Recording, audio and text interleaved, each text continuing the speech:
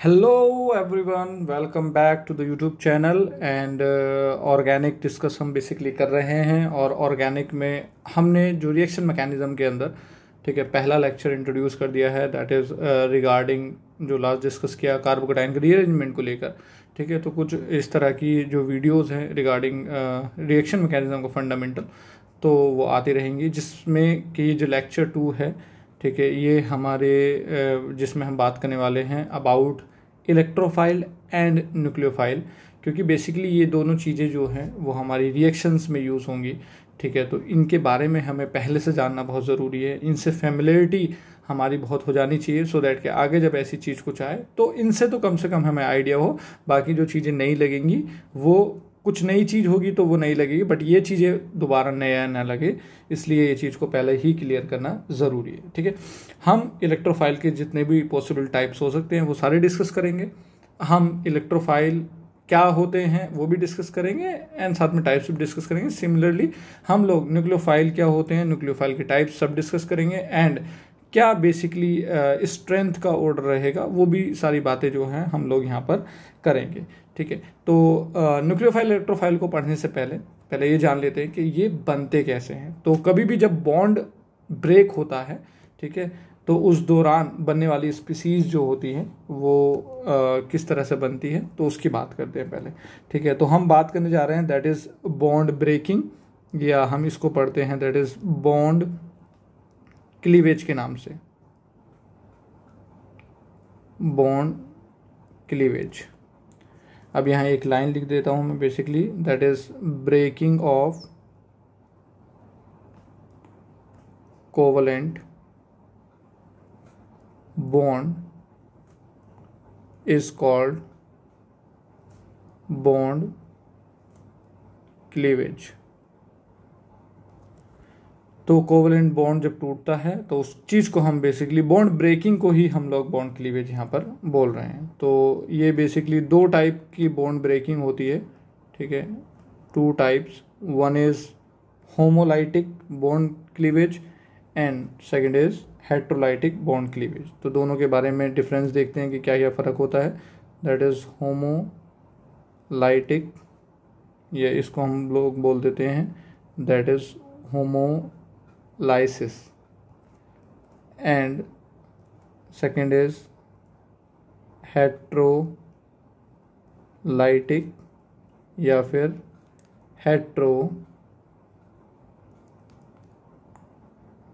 हेट्रोलाइसिस। तो होता क्या है बेसिकली, जो होमोलाइटिक बॉन्ड फिजन होता है उसको हम लोग फ्री रेडिकल बॉन्ड क्लीवेज भी बोल देते हैं। फ्री रेडिकल के लिए एफ लिख रहे हैं हम यहाँ पर, free radical bond cleavage.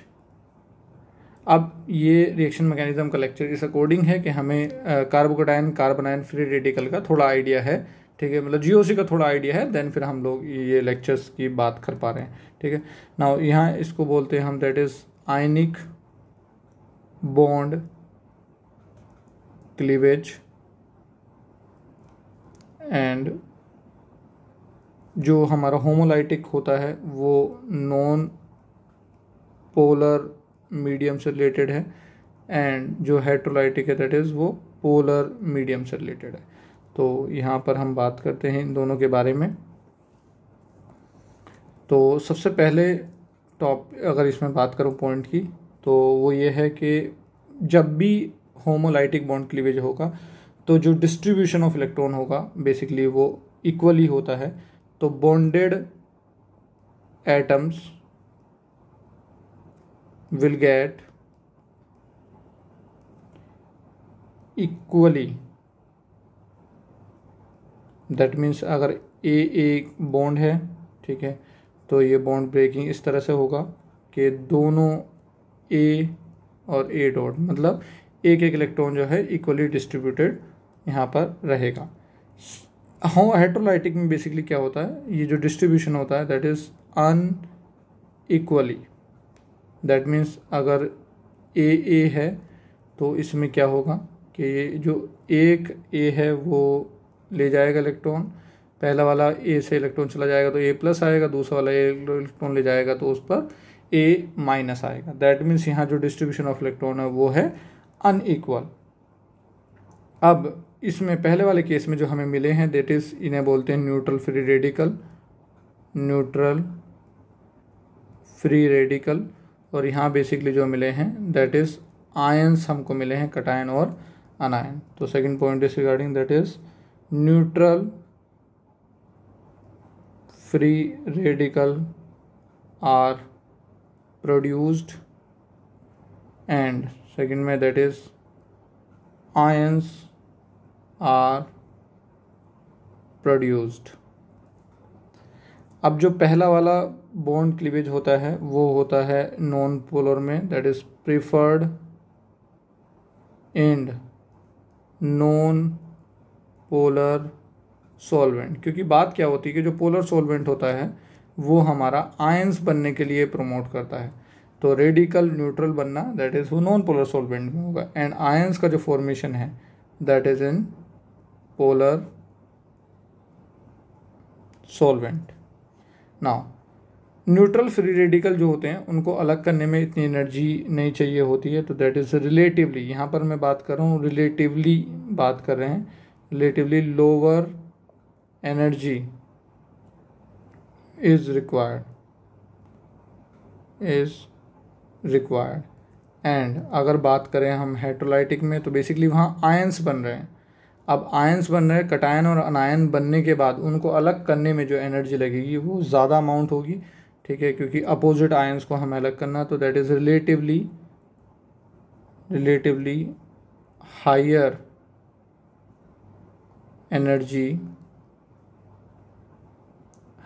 Energy is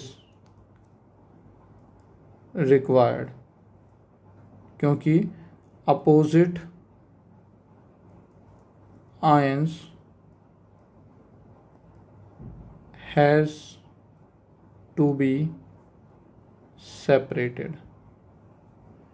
क्योंकि बनाने में ही नहीं, सेपरेट करने में भी जो हमारी एनर्जी है वो कंज्यूम होगी, ठीक है। अब जो हमारा फ्री रेडिकल वाला जो फॉर्मेशन है, ठीक है, ये वाला पार्ट जो होता है हमारा वो फेवरेबल होता है इन सनलाइट, ठीक है, जब भी कभी सनलाइट दी हो, ठीक है, या फिर हीट दी हो, ठीक है, सनलाइट और हीट की प्रेजेंस में basically in sunlight and heat presence में ही बेसिकली फ्री रेडिकल या होमोलाइटिक बॉन्ड क्लीवेज होता है। सनलाइट को अक्सर यूवी लाइट से रिप्रेजेंट कर दिया जाता है या फिर एच न्यू लिखकर रिप्रेजेंट कर दिया जाता है, तो ये दोनों ही सारे होते हैं कि सनलाइट की बात कर रहे हैं। यहाँ पर अगर हम बात करें हेटेरोलाइटिक में तो in presence of polar solvent, polar solvent के प्रेजेंस में बेसिकली हेटेरोलाइटिक बॉन्ड क्लीवेज होता है। ओके, तो ये बेसिकली ये फंडा है कि किस तरह से बॉन्ड ब्रेकिंग होता है। अब हमें जो आगे इंटरेस्ट है वो इस चीज़ को लेकर है, ठीक है, कि यहाँ जो ये दो स्पीसीज बनी हैं, वन इज़ इलेक्ट्रॉन डेफिशिएंट क्योंकि उससे इलेक्ट्रॉन निकल गए हैं, and one is electron rich, ठीक है। तो यहाँ हम इस चीज़ को बोलते हैं दैट इज़ इलेक्ट्रोफाइल, ठीक है, इस चीज़ को हम बोलते हैं दैट इज़ न्यूक्लियोफाइल। जिसके पास इलेक्ट्रॉन होते हैं दैट इज़ न्यूक्लियोफाइल, एंड जो डेफिशिएंट होता है वो इलेक्ट्रोफाइल होता है। तो इनको हम लोग अदर वर्ड में पोलर रिएजेंट्स भी बोलते हैं, क्योंकि पोलर इसलिए क्योंकि इनके ऊपर चार्ज है, रिएजेंट के तौर पर हम इनको इस्तेमाल करेंगे, ठीक है। तो यहाँ लिखते हैं that is polar reagents are of two types,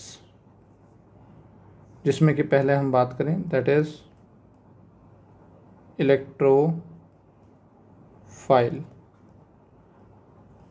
electrophile जो होते हैं these are electron deficient, that means इनके पास इलेक्ट्रॉन नहीं होते, मतलब कम होते हैं बेसिकली, ठीक है। अगर इलेक्ट्रॉन कम होते हैं तो they are electron loving species,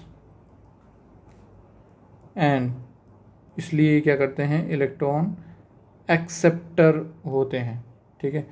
अब जो दो इलेक्ट्रॉन एक्सेप्ट करे उसको हम लोग लुईस एसिड बोल देते हैं। तो ज़रूरी नहीं कि सब लोग 2 ही इलेक्ट्रॉन एक्सेप्ट करते, तो यहाँ मैं एक वर्ड लिख दे रहा हूँ, that is usually Lewis acid, not always.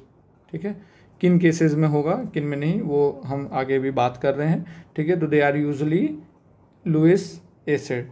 ठीक है, नाउ अब बात करते हैं टाइप की, इलेक्ट्रोफाइल कितने टाइप के हो सकते हैं। तो फर्स्ट वन कैटेगरी में हम बात कर रहे हैं यहाँ पर। तो first one is that is positive, मतलब चार्ज उनके ऊपर क्या रहेगा, positive, with incomplete valence shell. मतलब एक तो शकल पर ही पॉजिटिव चार्ज है, शकल पे पॉजिटिव चार्ज मतलब डेफिशिएंसी चेहरे पर ही दिखा रखी है उन्होंने, और दूसरा क्या है, ऑक्टेट कंप्लीट है। तो ऐसे लोग जो होते हैं सबसे खूंखार तरह के होते हैं, मतलब इनके शकल पे भी दिखता है कि ये जो हैं इलेक्ट्रॉन की फिराक में है। ठीक है, और इनके पास करीबी भी है।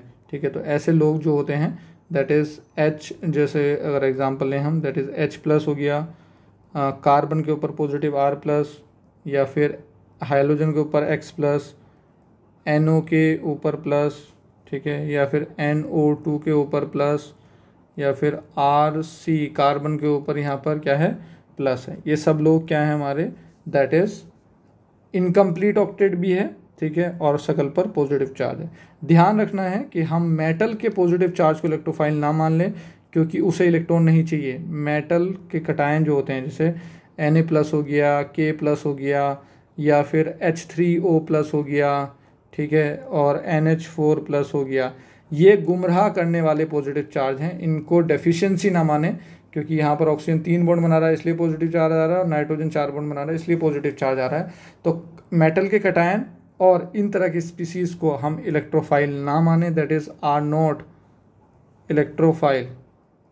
ठीक है, तो ये इलेक्ट्रोफाइल नहीं होते, डेफिशिएंसी के तौर पे ना इनको देखा जाए। ठीक है, अब ये जो पहली कैटेगरी होती है, ये बेसिकली इनके अगर बारे में बात करूं तो दे डू नॉट या they need not to break the existing bond while accepting electron. जब ये इलेक्ट्रॉन लेंगे किसी से तो इन्हें अपने किसी बॉन्ड को तोड़ने की रिक्वायरमेंट नहीं है। मतलब ये इजीली इलेक्ट्रॉन ले सकते हैं क्योंकि इनके पास खाली जगह पड़ी है, कोई एडजस्टमेंट करने की जगह जरूरत नहीं है। मतलब ये कुछ ऐसा है कि घर के अंदर एक कमरा खाली पड़ा है, अगर कोई मेहमान आएगा तो उसको उस कमरे में सुलाया जा सकता है। मतलब एक गेस्ट रूम प्रॉपर है। ठीक है, कहने का मतलब किसी को इधर उधर एडजस्ट करने की या फिर किसी को चाचा के घर भेज देने की ज़रूरत कि चाचा के घर जाके सो जाओ या ठीक है उधर जाके सो जाओ, ज़रूरत नहीं है। किसी को हटाने की ज़रूरत नहीं है, पहले से प्रॉपर जगह है। ठीक है, तो इन्हें किसी बॉन्ड को तोड़ने की ज़रूरत नहीं पड़ती है। और ये लोग जो हैं सारे के सारे जो हैं 2 इलेक्ट्रॉन ले सकते हैं। मतलब इनके पास वो पूरा ऑर्बिटल खाली है, तो दे आर 2 इलेक्ट्रॉन एक्सेप्टर। ठीक है, तो हम लोग बोलेंगे यहाँ कि they are Lewis acid also. ठीक है, तो ये ए और बी पॉइंट जो है मैं आगे भी बोलूँगा। ए और बी पॉइंट आगे मैं लिखूँगा नहीं पूरा, बस मैं बोलूँगा कि क्या उस वाली कैटेगरी में ए और बी पॉइंट एप्लीकेबल है कि नहीं, वो हम बात करेंगे। ठीक है, तो आई थिंक पहली कैटेगरी जो है इलेक्ट्रोफाइल की, मतलब गरीब लोगों, गरीब क्या मतलब भूखे लोगों की, ठीक है, ये कैटेगरी है first, that is positive with incomplete octet. Now second की बात करें, that is second is neutral, मतलब शकल पे कोई चार्ज नहीं है, विद इनकम्प्लीट वैलेंस सेल। कहने का मतलब ये है कि हैं तो इनकम्प्लीट बट शकल पे नहीं दिखाते हैं। ठीक है, दैट मीन्स थोड़ा शांत स्वभाव के हैं। ठीक है, तो इनके एग्जाम्पल में अगर मैं बात करूँ तो सबसे बढ़िया एग्जाम्पल आता है बोरोन फैमिली का। जैसे BH3 जो है ये बोरोन 3 ही बॉन्ड बनाता है, 6 इलेक्ट्रॉन सिस्टम है, ऑक्टेट कंप्लीट नहीं है। ठीक है, बट फिर भी कोई शकल पे चार्ज नहीं है। ठीक है, न्यूट्रल है। BH3 हो गया या BX हेलोजन BF3 BCl3 वाला केस हो गया, या फिर AlX3 वाला केस हो गया। यहाँ पर X क्या है, हेलोजन। ठीक है, फ्लोरीन X क्या है हमारे, दैट इज हेलोजेंस। ओके, ठीक है। तो अच्छा, एक बार 11th वाले बच्चों को पढ़ा रहे थे हम, तो बेसिकली मैंने पूछा कि एक्स क्या है, तो एक बच्चे ने जवाब दिया कि सर धोखेबाज। ठीक है, तो पता नहीं किस फील्ड में था वो लड़का। ठीक है, पता नहीं कहाँ खोया हुआ था, डैश बेचारा पीछे बैठा हुआ था। ठीक है, किसी और ही दुनिया में था वो। ठीक है, यहाँ अगर बात करें neutral with incomplete valence shell में, ठीक है, तो ये लोग जो हैं बेसिकली 6 इलेक्ट्रॉन सिस्टम है। तो और इन्हें इलेक्ट्रॉन लेने के लिए कोई बॉन्ड तोड़ने की जरूरत नहीं है, क्योंकि इनके पास खाली ऑर्बिटल है। तो ए पॉइंट जो है इन पर एप्लीकेबल रहेगा। बी पॉइंट क्या था, दैट इज़ ये 2 इलेक्ट्रॉन ले सकते हैं, तो ये भी एप्लीकेबल रहेगा। कैसे, एज अबव, ऊपर पॉइंट लिख रखा है ए और बी। ठीक है, ये ए और बी पॉइंट की बात हो रही है, तो इन्हें कोई बॉन्ड तोड़ने की रिक्वायरमेंट भी नहीं है और ये 2 इलेक्ट्रॉन ले सकते हैं। अच्छा, न्यूट्रल में एक और कैटेगरी आती है, दैट इज़ रेडिकल की। ठीक है, तो ये है H dot, R dot, X dot, O H dot, R O dot या R C O O dot. ठीक है, तो ये लोग भी न्यूट्रल हैं। ठीक है, इनका भी कंप्लीट ऑक्टेट नहीं है, क्योंकि 7 इलेक्ट्रॉन सिस्टम है। ठीक है, तो यहाँ बेसिकली क्या होगा कि इनको कोई बॉन्ड तोड़ने की ज़रूरत तो नहीं है, क्योंकि इलेक्ट्रॉन लेने के लिए, बॉन्ड बनाने के लिए ना कोई बॉन्ड एग्जिस्टिंग तोड़ने की ज़रूरत नहीं है, तो ये तो एप्लीकेबल रहेगा। बट ये 7 इलेक्ट्रॉन सिस्टम है, तो ये 2 इलेक्ट्रॉन नहीं ले सकते, सिर्फ एक ही इलेक्ट्रॉन के साथ शेयरिंग कर पाएंगे। ठीक है, तो they are not Lewis acid. ठीक है, बस इतना सा फ़र्क है इनमें। ठीक है, कि ये लोग लुईस एसिड नहीं है, बाकी और चीज़ जो है न्यूट्रल विद इनकम्प्लीट वाले ऑक्टेट वाला केस इनमें भी प्रेजेंट है। ओके, आई थिंक यहाँ तक क्लियर हो गया होगा। नाउ नेक्स्ट चलते हैं, दैट इज़ बात करते हैं थर्ड कैटेगरी की। Third category is neutral with complete but expandable valence shell. मतलब न्यूट्रल है, ऑक्टेट कंप्लीट है, बट अगर कोई इलेक्ट्रॉन देने आएगा तो एक्सपेंड कर सकते हैं अपने शेल को। दैट मीन्स अदर ऑर्बिटल जो है वो यूज़ कर सकते हैं। मतलब घर तो कंप्लीट है बट गो डाउन भी है, तो ज़रूरत पड़ेगी तो गो डाउन यूज़ कर सकते हैं। तो इसमें कौन आते हैं, जिनके पास वैकेंट डी ऑर्बिटल जैसी चीज़ें होती हैं, तो जैसे PCl3, SbCl5, ZnCl2, FeCl3, इनके पास क्या है कि एक्स्ट्रा जो है ऑर्बिटल प्रेजेंट है, मतलब ये अपने शेल को एक्सपेंड कर सकते हैं। ठीक है, जिसमें SnCl2, PbCl2, ये सब एग्जाम्पल हैं। एज ए न्यूट्रल हैं, कंप्लीट ऑक्टेट है, बट फिर भी एक्सपेंड कर सकते हैं। तो यहाँ पर बेसिकली क्या है कि इन्हें कोई बॉन्ड तोड़ने की रिक्वायरमेंट नहीं है इलेक्ट्रॉन लेने के लिए, तो ये ईजिली मतलब इलेक्ट्रॉन ले सकते हैं। और बी, ये इलेक्ट्रॉन पेयर को एक्सेप्ट कर सकते हैं क्योंकि इनके पास खाली जगह है, तो ए और बी दोनों ही पॉइंट एप्लीकेबल रहेगा। ना फोर्थ कैटेगरी की अगर हम बात करें तो that is neutral with complete and non expandable valence shell. कहने का मतलब न्यूट्रल है दिखने में, कंप्लीट भी ऑक्टेट है, ठीक है, बट एक्सपेंडेबल नहीं है। दैट मीन्स बॉन्ड रिक्वायरमेंट ऐसी पड़ेगी, अगर कोई इलेक्ट्रॉन देगा तो किसी को, ठीक है, हटाना पड़ेगा। दैट मीन्स इसमें जो आते हैं हमारे हेलोजन, डायहेलोजन, XX, जो मतलब बेसिकली X2 में दिखेगा तो मैं Br2Cl2 इस टाइप से, CO2 that is C double bond O double bond O, ठीक है, S double bond O double bond O double bond O and CCl Cl Cl।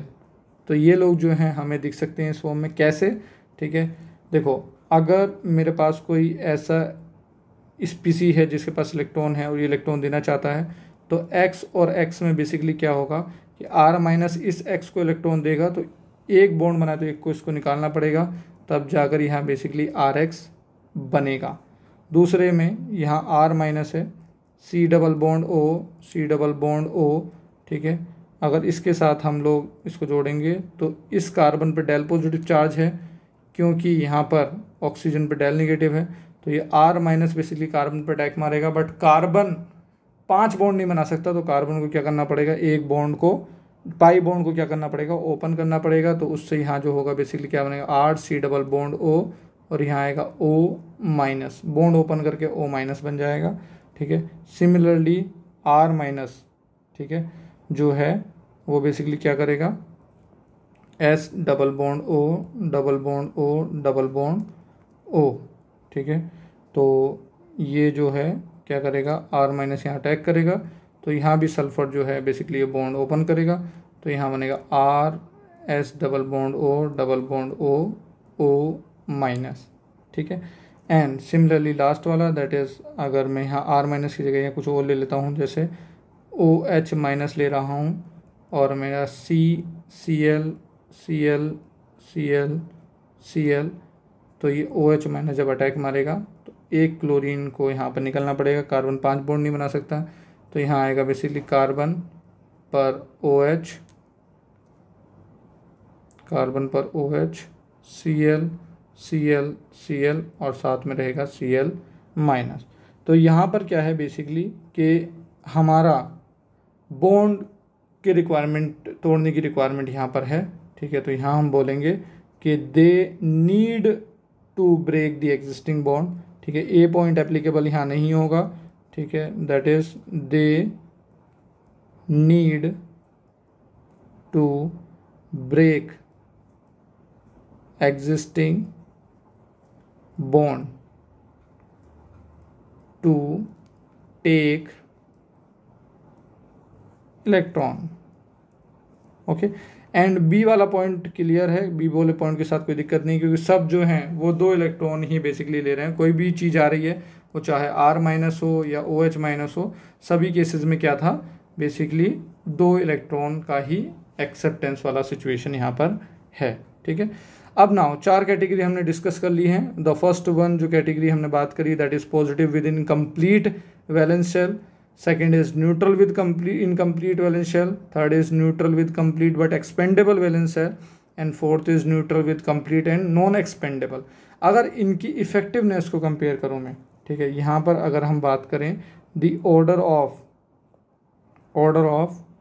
Electrophilicity, ठीक है, ऑर्डर ऑफ इलेक्ट्रोफिलिसिटी की अगर हम बात करें तो 1 2 3 4, तो बेसिकली ऑर्डर जो होता है वो कुछ इस तरह से होता है कि पहला वाला पॉजिटिव सर्कल पर ही पॉजिटिव चार्ज है, तो सबसे ज़्यादा इफेक्टिवनेस 1 की, देन 2 3 इस तरह से रहते हैं। ठीक है, अब अगर मैं इनको रियल एग्जांपल से थोड़ा सा रिलेट कराऊँ, ठीक है, तो जो पहली कैटेगरी है, ठीक है, वो है हमारी डाकू वाली कैटेगरी। क्या कैटेगरी?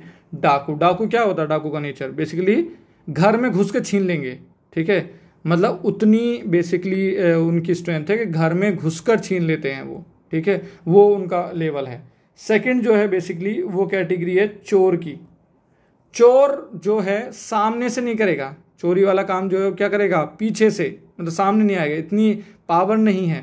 ठीक है, तो कहने का मतलब छुप के काम करने वाले जो होते हैं वो चोर होते हैं। ठीक है, थर्ड कैटेगरी जो है वो बेसिकली है भिखारी की कैटेगरी। ठीक है, भिखारी क्या कैटेगरी है कि तुमसे मांग रहे हैं। ठीक है, तुमसे मांग रहे हैं, तुम्हारी सिद्धा है, तुम दो। ठीक है, मतलब तुम्हारे अकॉर्डिंग है, तुमसे छीन नहीं रहे हैं। ठीक है, डाकू वाला नेचर भी नहीं, चोर वाला नेचर भी नहीं है। ठीक है, बट कोई ज़बरदस्ती भी नहीं है। ठीक है, तो that is third category is भिखारी की कैटेगरी। एंड फोर्थ कैटेगरी जो है वो है हमारी दान पात्र। ठीक है, दान पात्र का मतलब, ठीक है, कि तुमसे मांगा भी नहीं है। ठीक है, बट अगर तुम्हें इलेक्ट्रॉन देने का इच्छा है तो तुम्हारे लिए एक एडजस्टमेंट किया गया है, दैट इज़ एक डब्बा रखा गया है। ठीक है, जहाँ के तुम अपनी श्रद्धा के हिसाब से दे सकते हो। ना तुमसे मांग रहे हैं, ना तुमसे छीन रहे हैं, कुछ नहीं कर रहे हैं। That is last case. अगर तुम इलेक्ट्रॉन देना है तो तुम्हारे लिए हमने एडजस्टमेंट एक किया है। ठीक है, तो ये बेसिकली इस तरह से है कि पहला डाकू, सबसे ज़्यादा स्ट्रेंथ विद चोर, भिखारी एंड दान पात्र। आई थिंक इस एग्जाम्पल के बाद ये चीज़ थोड़ी सी क्लियर हो गई होगी कि कैसे हमने बेसिकली इसमें कंपैरिजन किया है। ओके, ठीक है, चलो नाउ नेक्स्ट बढ़ते हैं आगे। ये बात हुई हमारी पूरी इलेक्ट्रोफाइल को लेकर। सेकेंड इज इलेक्ट्रोफाइल के बाद हम बात करेंगे न्यूक्लियोफाइल। ठीक है, न्यूक्लियोफाइल को हम रिप्रेजेंट करते हैं Nu- से। ठीक है, एंड इलेक्ट्रोफाइल को हमने ऊपर क्या बोला था, दैट इज हम रिप्रेजेंट करते हैं E+ से। Electrophile is represented by E+। ठीक है, नाउ न्यूक्लियोफाइल के अगर बारे में हम बात करें तो बेसिकली न्यूक्लियोफाइल जो होते हैं वो इनके पास इलेक्ट्रॉन होते हैं, ये इलेक्ट्रॉन देना चाहते हैं। तो जिनके पास इलेक्ट्रॉन डेफिशिएंसी जैसे H+ जो होता है, H+ बेसिकली एक इलेक्ट्रॉन था, वो भी इस पर चाटा मार के इसका बाहर निकाल दिया। ठीक है, हाइड्रोजन के पास एक इलेक्ट्रॉन तो था बेचारा का, वो भी छीन लिया। ठीक है, तो अब जो बचा है बेसिकली इसका न्यूक्लियस बचा है। हाइड्रोजन का एक इलेक्ट्रॉन निकलने के बाद सिर्फ न्यूक्लियस बचा है। तो दैट इज, अब कोई भी न्यूक्लियोफाइल होगा इस न्यूक्लियस को इलेक्ट्रॉन देना चाहेगा, तो इसी बेसिस पर इसे बोला जाता है दैट इज न्यूक्लियस लविंग। ठीक है, ये इलेक्ट्रॉन रिच होते हैं, मतलब इन्होंने एक्स्ट्रा इलेक्ट्रॉन ले रखा है बाहर से। ठीक है, अपने से ज़्यादा इलेक्ट्रॉन है इनके पास, तो electron rich and act as, always लिख देता हूँ मैं कि 2 इलेक्ट्रॉन है इनके पास, always act as Lewis base. ठीक है, लुईस बेस जो होते हैं वो इलेक्ट्रॉन पेयर डोनर होते हैं। ठीक है, तो ये लुईस बेस की तरह यहाँ पर काम करेंगे। ठीक है, नाउ इनकी भी कैटेगरी बेसिकली जान लेते हैं कि किस तरह से कैटेगरी होती है इनकी। जैसे फर्स्ट कैटेगरी की अगर बात करें तो दैट इज निगेटिव न्यूक्लियोफाइल। अब निगेटिव न्यूक्लियोफाइल के शकल पर ही बेसिकली लिखा हुआ है कि इनके पास इलेक्ट्रॉन हैं। ठीक है, तो जिसमें कि H-, R-, OH-, RO-, NH2-, NO3-, RC double bond O, O-, CN-।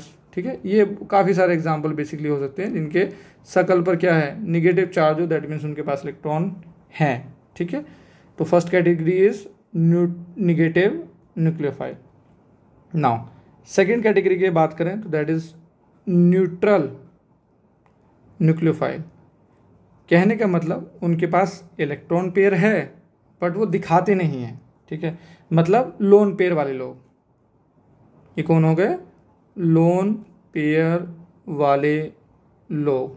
ठीक है, इनके पास इलेक्ट्रॉन होते हैं बट दिखाते नहीं हैं। ठीक है, तो जैसे H2O ऑक्सीजन पर लोन पेयर है, ROH में लोन पेयर प्रेजेंट है। ठीक है, ROR में भी यहाँ पर लोन पेयर प्रेजेंट है, H2S में सल्फर पर लोन पेयर प्रेजेंट है, PH3 में फॉस्फोरस पर लोन पेयर प्रेजेंट है, NH3 में भी यहाँ पर लोन पेयर प्रेजेंट है। और NH3 का कोई सा भी टाइप लें, जैसे 1 डिग्री अमाइन अगर लेते हैं तो उसमें भी लोन पेयर प्रेजेंट है।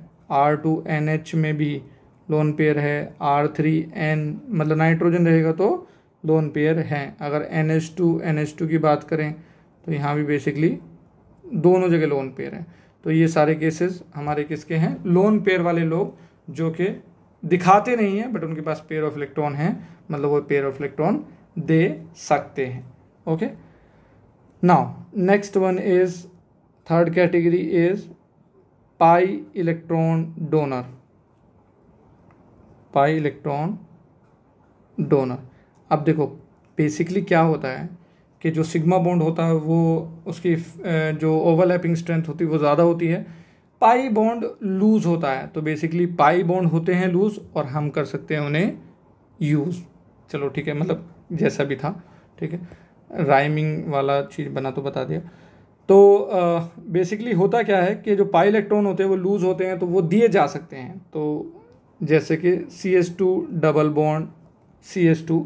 ठीक है, यहाँ पर ये सिग्मा बॉन्ड है, ये पाई बॉन्ड है और पाई बॉन्ड में 2 इलेक्ट्रॉन होते हैं, तो ये इलेक्ट्रॉन डोनेट करने के काम में आ सकते हैं। ठीक है, दिए जाते हैं। तो ऑल एल्कीन्स, जितनी भी एल्कीन्स होती हैं, ठीक है, आर न्यूक्लियोफाइल। ठीक है, सारी एल्कीन्स न्यूक्लियोफाइल की तरह एक्ट करती हैं। ठीक है, बट अल्काइन जो है, अच्छा एक चीज़ और मैं बोल दूं अल्काइन से पहले कि देखो बेंजीन की अगर तुम बात करो तो बेंजीन में भी क्या है, बेंजीन में भी डबल बॉन्ड है। तो डबल बॉन्ड मतलब बेंजीन जो है, benzene is also, benzene is nucleophile. ठीक है, अब एल्काइन की अगर मैं बात करता हूँ, ठीक है, तो एल्काइन को अच्छी न्यूक्लियोफाइल नहीं कहा जाता है। ठीक है, रीज़न ये है कि एल्काइन का जो कार्बन होता है, ठीक है, एल्काइन का जो कार्बन होता है वो sp कार्बन होता है, और sp कार्बन की इलेक्ट्रोनेगेटिविटी ज़्यादा होती है, इसकी 3.25 इलेक्ट्रोनेगेटिविटी होती है। और ऐसे कार्बन जिनकी इलेक्ट्रोनेगेटिविटी ज़्यादा होती है, ऐसे एटम जिनकी इलेक्ट्रोनेगेटिविटी ज़्यादा होती है, उनके इलेक्ट्रॉन देने की टेंडेंसी कम हो जाती है, मतलब वो कंजूस हो जाते हैं। जितनी इलेक्ट्रोनेगेटिविटी ज़्यादा होगी उतने कंजूस हो जाएंगे। जैसे फ्लोरीन है, फ्लोरीन के पास इलेक्ट्रॉन की कमी नहीं है, बट फ्लोरीन का नेचर कंजूस वाला है। ठीक है, तो वो इलेक्ट्रॉन देता नहीं है। तो alkyne is not considered as are not, मतलब alkynes are not good nucleophile. अब बेसिकली अगर कभी सवाल आता है कि क्या एल्काइंस न्यूक्लियोफाइल हैं, ठीक है, तो तुम्हें बोलना नहीं। ठीक है, रिएक्शन में हम लोग कैसे करके एल्काइंस को न्यूक्लियोफाइल की तरह यूज़ करवाएंगे वो हमारा पार्ट है। बट अगर तुमसे कोई पूछता है क्वेश्चन में, क्योंकि पहले क्वेश्चन आ चुका है जेई में जिसमें एल्काइंस को न्यूक्लियोफाइल के साथ मैच नहीं कराया था। ठीक है, तो alkynes are not nucleophile type से समझना है, बट हम लोग कैसे उसको न्यूक्लियोफाइल बनाएंगे यूजिंग अदर एक्सटर्नल रिएजेंट, ठीक है, वो हम बात करेंगे। ओके, ठीक है, रीज़न क्या है अच्छे न्यूक्लियोफाइल ना होने की वजह से कि sp कार्बन इसको होल्ड करके बैठे हुए हैं, तो कंजूस कार्बन है ये, तो इलेक्ट्रॉन नहीं देंगे। Now fourth category is sigma electron donor. ये बहुत रेयर चीज़ है। ठीक है, इसके नाम पर हमारे पास एक एग्जाम्पल है, and that is 3 membered ring. 3 membered ring अपनी हालात से परेशान, ठीक है, कोई भी इसको थोड़ा बहुत भाव देता है तो ये रिंग खुल जाती है, और ये रिंग खुलकर बेसिकली अपने सिग्मा इलेक्ट्रॉन को डोनेट कर देती है। तो सिर्फ एक ही यही एग्जाम्पल है, and that is due to angle strain. Angle strain क्योंकि इसका जो कार्बन है वो बेसिकली sp3 है, उसकी डिमांड थी 109 डिग्री एंगल की, बट इसको ट्रायंगल में बना के रखा हुआ है, मतलब यहाँ पर एंगल कितना कर रखा है इसमें 60 डिग्री। तो बहुत ज़्यादा प्रॉब्लम में है इसके सारे कार्बन। अगर कोई भी पिंच करेगा इसको तो ये खुल जाएगी, अपना दुख दर्द जाहिर करने के लिए रेडी बैठी होती है, कोई भी इससे थोड़ी सी बात करता है तो ये खुल जाती है। ठीक है, तो सिग्मा इलेक्ट्रॉन डोनर में बेसिकली हमें यही ध्यान रखना है। अब इफेक्टिवनेस की बात करें, that is order of nucleophilicity की अगर हम बात करें, ठीक है, तो न्यूक्लियोफिलिसिटी का ऑर्डर 1 2 3 में अगर बात करें तो आई थिंक तुम लोग कंपेयर कर सकते हो।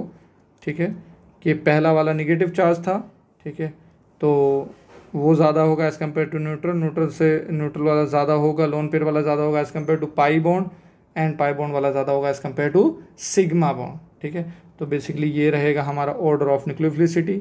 यहाँ हमें उसकी ज़रूरत नहीं है। ठीक है, यहाँ हमें नॉर्मली फील आ जाती है कि कौन ज़्यादा कौन कम। ओके, तो इस लेक्चर में हमने मोटे मोटे तौर पर क्या डिटेल में ही बेसिकली इलेक्ट्रोफाइल और न्यूक्लियोफाइल को समझ लिया है। ठीक है, तो आगे आने वाले टाइम में रिएक्शंस में जितने भी इलेक्ट्रोफाइल न्यूक्लियोफाइल आएंगे वो हमें इशू नहीं करने चाहिए।